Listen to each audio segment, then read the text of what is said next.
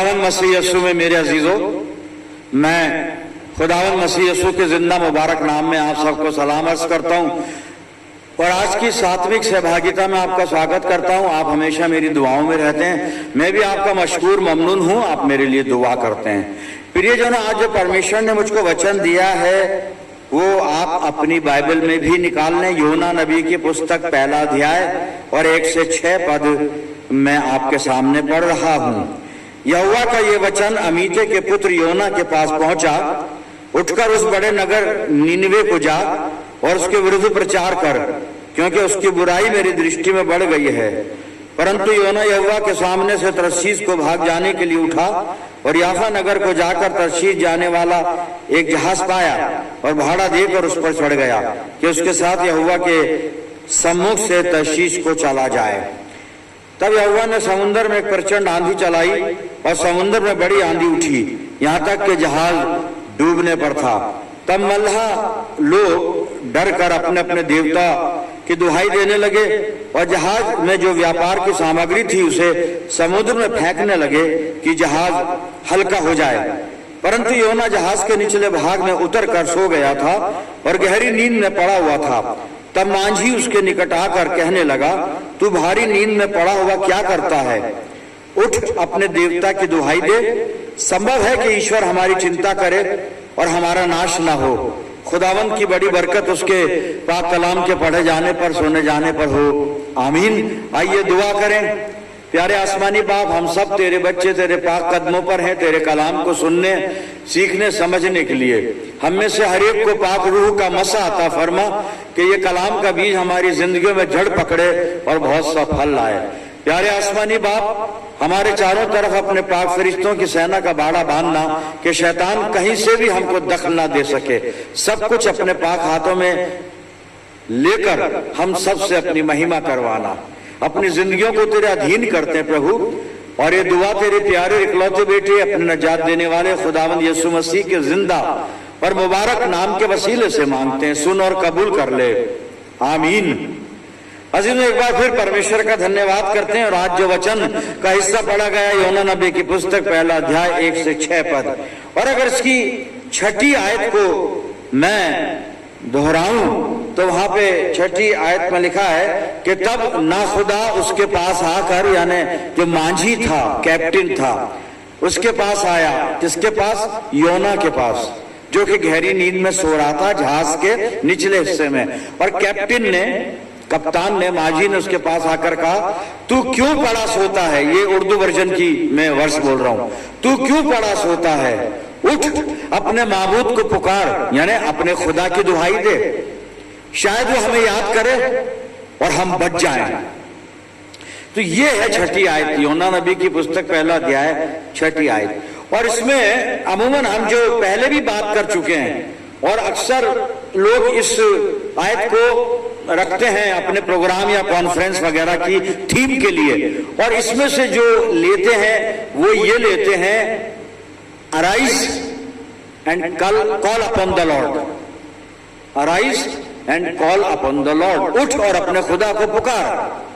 और फिर इस पर हम बातचीत करते हैं, खुदा को पुकारें, दुआ करें, वगैरह वगैरह। ये सरमन में पहले देख चुका हूं। आज मैं इसी पद में से पहला हिस्सा, जो कैप्टन सवाल पूछ रहा है योना से कि तू क्यों पड़ा सोता है, तू क्यों पड़ा सो रहा है, ये सवाल है। तू क्यों पड़ा सो रहा है? सब जग रहे हैं, तू सो रहा है क्यों? Why you are sleeping? उसकी वजह क्या है? इस तरह से सोने की वजह पूछी जा रही है और मल्लाह यानी कैप्टन पूछ रहा है कि तू क्यों पड़ा सो रहा है। उस सवाल में कई सारी बातें छुपी हुई हैं, कई सारे सवाल छुपे हुए हैं मेरे अजीजों। और जब सवाल किया जा रहा है तो इस सवाल में ये भी पूछा जा रहा है कैप्टन के द्वारा कि इतना बड़ा तूफान हमारे चारों तरफ है, इतना बड़ा विनाशकारी दृश्य हमारे चारों तरफ है और तू पड़ा हुआ सो रहा है।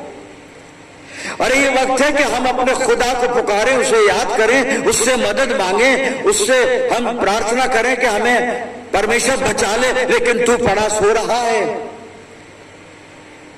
सब लोग जो जहाज के हैं वो दुआ करने में लगे हुए हैं कि बच जाए, जहाज भी बच जाए और हम लोग भी बच जाए जितने जहाज में हैं। सब लोग अपने अपने देवता को पुकार रहे हैं, लेकिन योना तू पड़ा सो रहा है।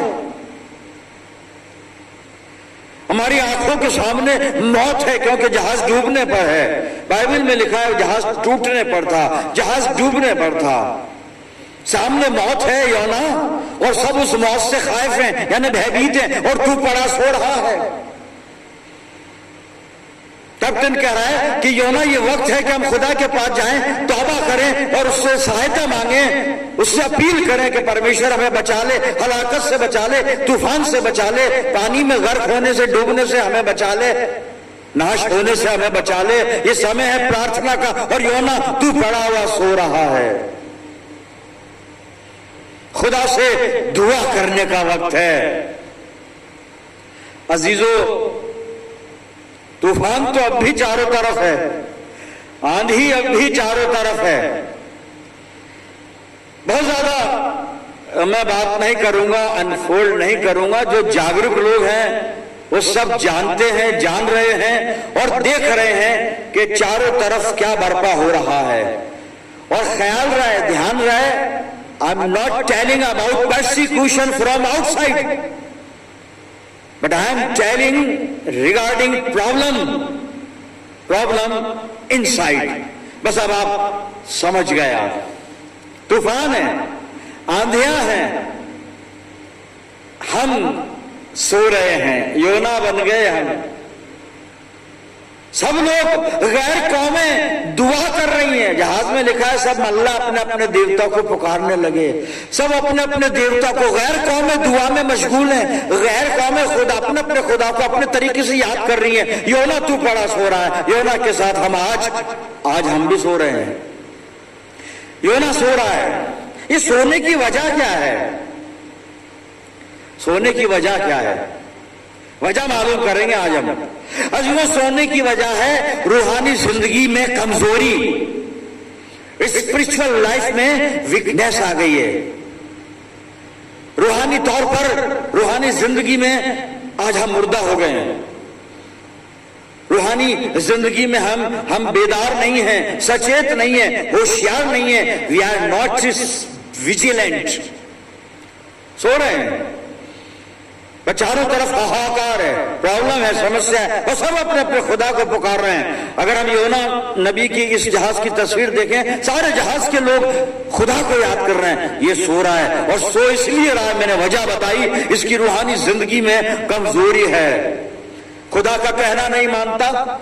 खुदा ने कहा तरसीस जाना है, खुदा ने कहा नीनवे जाना है, तरसीस को भाग रहा है। खुदा ने कहा नीनवे में जाके प्रचार करना है, लोगों की दुष्टता मेरे सामने बढ़ गई है।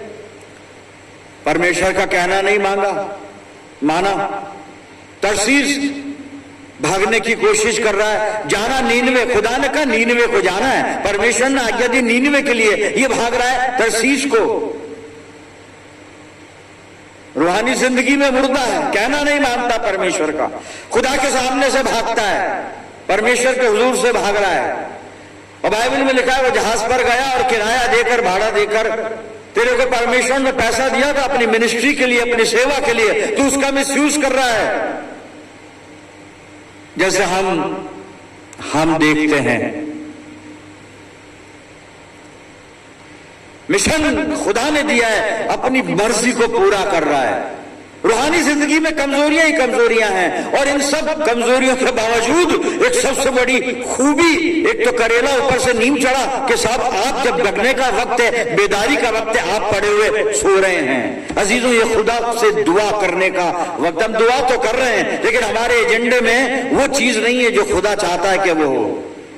जो चारों तरफ का तूफान है थम जाए, अभी उसको एजेंडे में लाना पड़ेगा।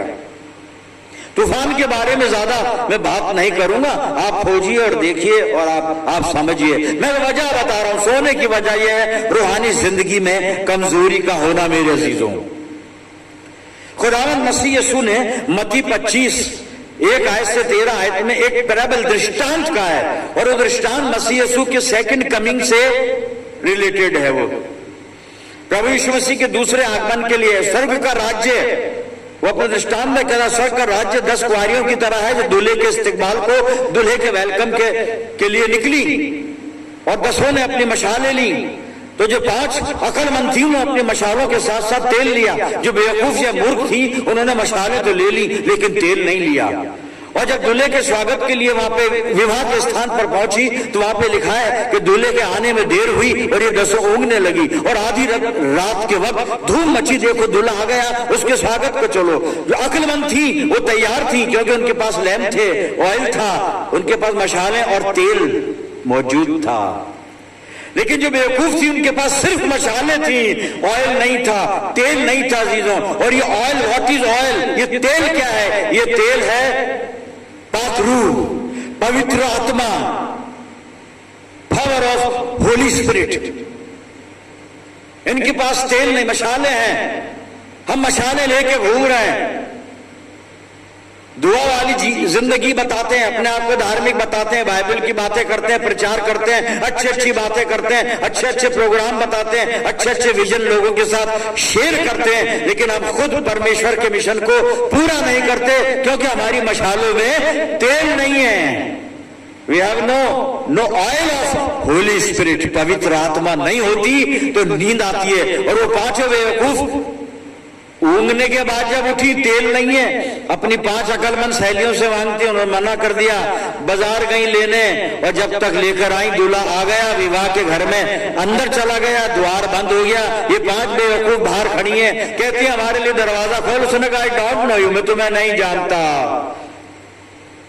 मशाले लेके घूम रहे हो, अरे तेल भी तो रखो, पवित्र आत्मा रखो। पवित्र आत्मा नहीं होता तो नींद आ जाती है। योना को नींद आ गई मेरे अजीजों, क्योंकि पवित्र आत्मा नहीं है वहां पर। उसने पवित्र आत्मा को दूर कर दिया क्योंकि खुद परमेश्वर से दूर हो गया, परमेश्वर के सामने से भाग गया, परमेश्वर की उपस्थिति से दूर भागकर और तरसीस को जाना चाहता है। खुदा कह रहा तुझे नींद में जाना है, लेकिन क्योंकि ऑयल पवित्र आत्मा नहीं है ना, तो खुदा का काम नहीं हो रहा है मेरे अजीजों। और इतना ही नहीं, परमेश्वर ने जिसे ये मिशन दिया कि तू निनवा लोगों की जान बचा, दूसरों के लिए मौत का वसीला बन गया, क्योंकि इसके अंदर पवित्र आत्मा मौजूद नहीं है मेरे अजीज। रूहानी जिंदगी में कमजोरी है, इसलिए ये समस्या है। आज हमारे जीवन की क्या हालत, हमारी जिंदगी की क्या हालत है। क्या हम पवित्र आत्मा की सामर्थ के साथ चर्च में आते हैं, पवित्र आत्मा की सामर्थ के साथ चर्च में आराधना करते हैं, पवित्र आत्मा की सामर्थ के साथ क्या हम चर्च की सेवाओं में सम्मिलित होते हैं, या अपने आप को एक्सपोज करने के लिए हम सारे काम करते हैं, या फिर कुछ हमारा फायदा होता है उसमें हम काम करते हैं। मेरे अजीजों, पवित्र आत्मा नहीं है, उसका होना जरूरी है। योना का हश्र क्या हुआ? उठाकर फेंक दिया। हमें फेंक देंगे लोग हमें फेंक देंगे उठाकर, और फेंक रखा है। हमारी कोई गिनती नहीं है बाहर, हमें कोई कुछ नहीं रिकॉग्नाइज कर रहा है। हमारे बच्चों के पास सरकारी जॉब नहीं है, हमें फेंक रखा है। तो हम नींद में है मेरे अजीजों। हमें बलवा नहीं करना है, विद्रोह नहीं करना है, हम रैली नहीं निकालनी है, भूख हड़ताल नहीं करनी है। दुआ करें अपने खुदा से पवित्र आत्मा के साथ कि तूफान, ये आंधियां, ये टल जाए। उसके बावजूद बाहर की छोड़िए, अंदर बहुत प्रॉब्लम है। अब अंदर आप समझ रहे हैं, मैं ज्यादा नहीं बोलूंगा। अंदर ज्यादा प्रॉब्लम तो अंदर है मेरे अजीजों।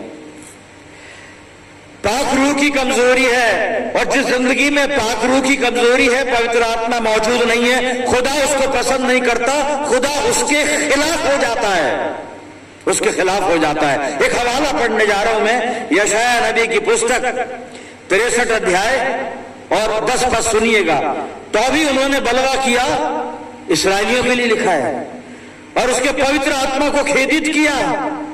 पवित्र आत्मा को खेदित मत करिए, उसका पवित्र आत्मा, यही पवित्र आत्मा हमारे अंदर रहकर उसके कार्य हमसे करवाता है। पवित्र आत्मा को खेदित किया, इस कारण वो पलटकर उनका शत्रु हो गया, खुदा अपने लोगों का शत्रु हो गया, क्योंकि हम बलवा कर रहे हैं परमेश्वर के विरोध में। उसके पाक रूह को हम खेदित कर रहे हैं, उसका अपमान कर रहे हैं, उनका शत्रु हो गया। और स्वयं, यहां लिखा है, और स्वयं उनसे लड़ने लगा। स्वयं उनसे लड़ने लगा। अपनी आत्मिक कमजोरियों को दूर कर लें, बेदार हो जाएं, जाग जाएं। और जागने का मतलब ये नहीं कि हम बिस्तर पर सो रहे हैं तो उठ के गुड मॉर्निंग कर लें, नहीं। बाइबल में जागने का मतलब है be sober and be vigilant, सचेत हो और जागृत रहो, यह है जागने का मतलब। 5 बेवकूफ कमारियां आत्मा में भी कमजोर हैं, सो तो इसीलिए रही है, आत्मा में कमजोर है। तेल के साथ नहीं, पवित्र आत्मा के साथ अगर हम खुदा के सामने खड़े नहीं होंगे, उसका काम, उसकी सेवा हम नहीं कर सकते, उसकी मर्जी को हम पूरा नहीं कर सकते। मेरे अजीजों, अपनी आत्मा को पवित्र आत्मा में हम तब्दील कर दें प्रभु से दुआ करके कि पवित्र आत्मा हमारे अंदर काम करने लगे, ताकि हम सोए नहीं, हम हलाकत में ना पड़े, हमारी हालत ये नहीं हो जाए योना की तरह। अब योना खुद कहता है जहाज के लोगों से, मुझे उठाकर समंदर में फेंक दो। अरे हम इसलिए खुदावन मसीह यीशु ने हमें इसलिए बुलाया है, लोग हमें फेंक दें, लोग हमें कुछ नहीं गिने, लोग हमें कुछ नहीं माने, लोग हमारे कामों पर हंसे, लोग हमारी सारी चीजें आज जो चारों तरफ हो रही हैं उनको देखकर हंसते हैं। हंसे इसलिए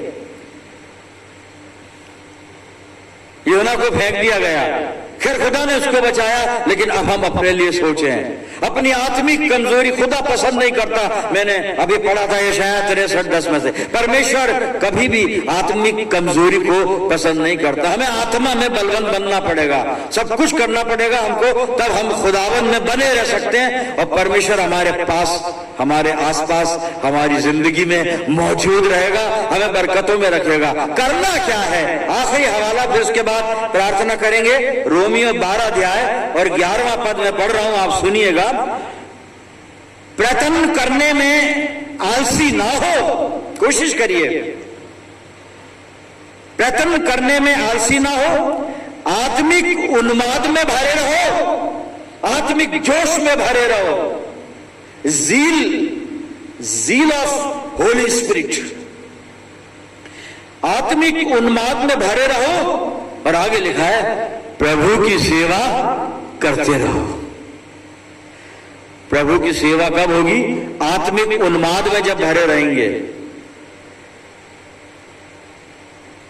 नींद दूर भाग जाएगी, सोएंगे नहीं, परीक्षा में नहीं पढ़ेंगे, आजमाइश में नहीं पढ़ेंगे, जब आत्मिक उन्माद से भरे रहेंगे। खुदा की मर्जी को पूरा करेंगे जब आत्मिक उन्माद से भरे रहेंगे। अपने प्रभु यीशु मसीह को महिमा पहुंचाएंगे जब आत्मिक उन्माद से भरे रहेंगे। खुदा करे हम आत्मिक उन्माद से भरे रहें। आइए दुआ मांगे। आसमानी बाप, मैं दुआ करता हूं, तेरा शुक्र अदा करता हूं, ये कलाम तूने हम सबको दिया, और विनती करता हूं हम सबको आत्मिक उन्माद से भर दे प्रभु।